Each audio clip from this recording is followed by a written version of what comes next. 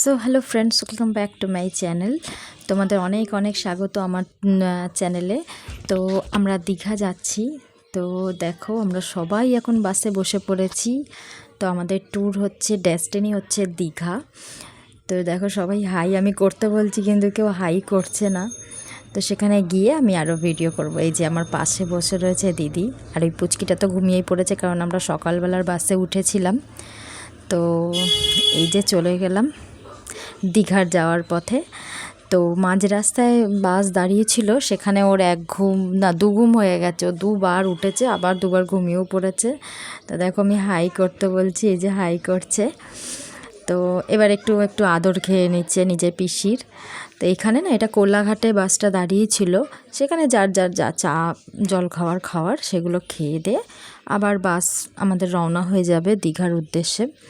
তো আমরা একটু চাটা খেয়ে নিয়েছিলাম, বেশি কিছু খাবার খাইনি, কারণ বাসে এমনিতে একটু বমি টমি হয়, একটু ভয় পাই। তো ফাইনালি আমরা চলে এসেছি দীঘায়। তো দেখো, এই যে লাগেজ, সব লাগেজ সব বয়ে বয়ে নিয়ে যাচ্ছে।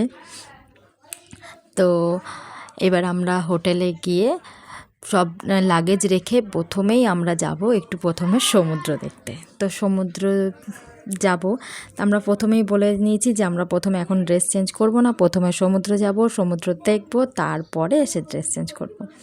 তো এই যে দেখো, আমাদের অবস্থা কিন্তু খুবই খারাপ।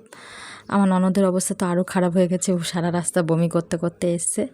এই যে, আর যত লাগেজ সব ছেলেদের হাতে, আমাদের হাতে কোনো লাগেজ নেই, আমরা সব খালি হাতে আসছি। তো এরপরে আমরা সব যাব সমুদ্রে। তো এই যে আমরা হেঁটে হেঁটে সব সমুদ্রের ধারে চলে এসেছি সমুদ্র দেখার জন্য।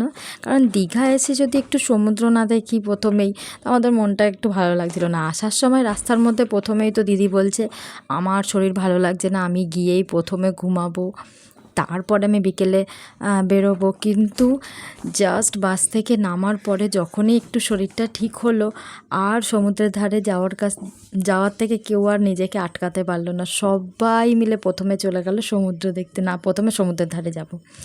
এবার সমুদ্রের ধারে গিয়ে ওয়েদারটা এত ভালো লাগছিল, সবাই চান করছে, সবাই কত আনন্দ করছে। ব্যাস তখনই এবার সবার অজু উঠলো, না এবার সমুদ্রের ধারে এসে এবার চান টান করবো, তারপরেই বাড়ি যাব। তো আমরা তো সেভাবে প্রিপেয়ার হয়ে আসিনি। তো তার জন্য আমরা আবার বাড়ি গেলাম, হোটেলে গেলাম। হোটেলে গিয়ে আবার ড্রেস চেঞ্জ করে এসে চান টান করে তারপরে আবার হোটেলে গেছি। তো এখানে ভিডিও করে নিচ্ছে। এবার আমি আবার বলছি যে তুমি আমার ভিডিও করো, আমি আর তোমার ভিডিও করি। আর আমাদের পুচকিটা তো এত খুশি সমুদ্র দেখে।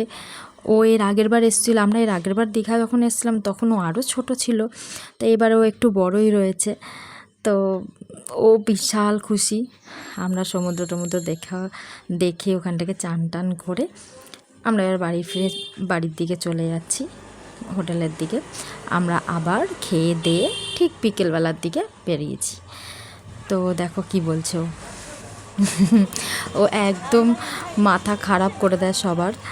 তো এর আগের বার যখন এসেছিলাম তখন তো আমরা ওদের সাথে আসতে পারিনি, কারণ আমাদের ডেট একসাথে ফিক্সড হয়নি কিছু প্রবলেমের জন্য। তো ওরা আগে এসেছিলো, আমরা পরে এসেছিলাম, তো সেই মজাটা সেইবার হয়নি। তো তার জন্যই এইবার আসলাম। তো বিকেলবেলা বেরিয়েই প্রথমে আমরা এই মন্দিরটি দর্শন করলাম। দেখো মন্দিরটা, ঠাকুরটা এত এত স্নিগ্ধ, এত সুন্দর। আমরা প্রথমে সেই ঠাকুর দর্শন করে তারপরে আমরা সমুদ্রের ধারে চলে গেলাম।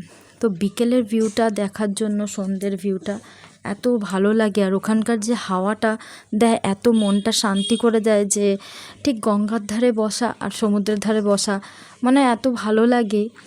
তো তার জন্য আমরা বিকেলবেলা আর কেউ ঘরে থাকিনি, প্রথমে সমুদ্রের ধারে গেছি। হ্যাঁ দেখো, চারিদিকে দোকানপাট তখনও ওরকমভাবে খোলেনি, লাইট ফাইট তখনও কিন্তু ওরকমভাবে ধরেনি। এই যে সন্ধে হয়ে গেছে, চারিদিকে একটু অন্ধকার হয়ে গেছে। এইবারে ও বায়না ধরেছে এই গাড়িটাতে উঠবে। তো ও যেমন বায়না ধরেছে, ওর বাবা ঠিক এরকমই ওর গাড়িতে তুলেও দিল। তো বেশ ভালো, গাড়িটা ও ভালোভাবে চালাচ্ছিল। ঠিক চালাতে যখনই আরেকটু দূরে গেল, ব্যাস যেইকে সেই এইবারে কান্নাকাটি শুরু হয়ে গেছে। দেখো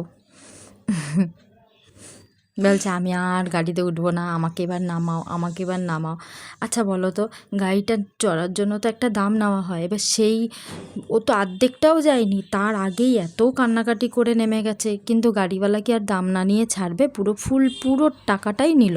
সে বাচ্চা একবার অল্প একটুর জন্য উঠুক আর বেশি ঘন্টার জন্যই উঠুক, তো ওটা ওদের ব্যবসা, কিছু করার নেই। তো তারপরে আমরা গিয়ে একটু সমুদ্রের ধারে বসলাম, এই সবাই এখানে বসে রয়েছে। আর তার সাথে দেখো ও কী করছে, এখানে ও সমানে বালি ঘাটা শুরু করে দিয়েছে, এখানকার বালি নিয়ে ওখানে কি করছে, পাহাড় বানাচ্ছে। দেখো ওকে যখন জিজ্ঞেস করছে সবাই যে কি করছো তুমি, তা বলছে আমি এখানে বালি দিয়ে পাহাড় বানাচ্ছি। ও যেখানেই যাচ্ছে সেখানেই বালি দিয়ে পাহাড় বানাচ্ছে। তো ওর এটা একটা খেলার জায়গা হয়ে গেছে। কি বানাচ্ছে এটা? এই যে যখনই জিজ্ঞেস করা হচ্ছে কী পাহাড় করছো, বানাচ্ছো? বালি নিয়ে পাহাড় বানাচ্ছি। তো আজকে তো যেহেতু এসছিলাম দীঘায়, তো আজকের দিনটা এভাবেই কাটলো। আবার নেক্সট কালকে দেখা যাক কালকে কোথায় কোথায় যাওয়া হয়। এখনও পর্যন্ত কোনো প্ল্যানিং নেই, এবার দেখা যাক ওরা কী প্ল্যানিং করে, কালকে কখন কোথায় যায়। তো কালকে কোথায় কোথায় যাচ্ছি সমস্ত ভিডিও আমি তোমাদের সাথে শেয়ার করব। আর ব্লগিং আমি প্রথমবার করছি, তো একটু যদি কোনো রকমের কোনো অসুবিধা হয়, কোনো কিছু বলতে ভুল হয়, অথবা অনেক ভিডিও ক্লিপসও নেওয়া ভুল হয়, তো তার জন্য ক্ষমা মার্জনা করবে। আর আমার ভিডিওটা যদি ভালো লাগে তাহলে লাইক অ্যান্ড সাবস্ক্রাইব করবেন।